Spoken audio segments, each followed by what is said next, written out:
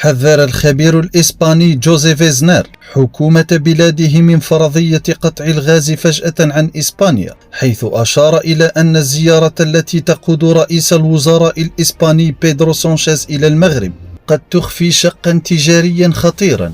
يتعلق بتوريد الغاز الجزائري إلى المغرب. وأكد الخبير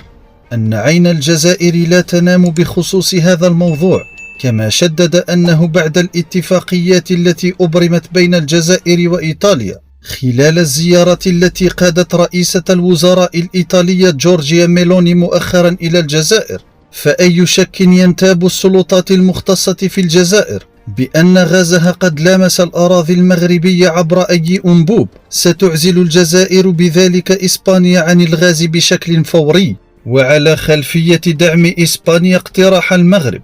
بإنشاء منطقة حكم ذاتي في الصحراء الغربية، حذرت الجزائر إسبانيا في وقت سابق من أنها قد توقف تدفق الغاز إليها في الوقت الذي تقيم فيه علاقات أوثق مع إيطاليا بشأن الغاز.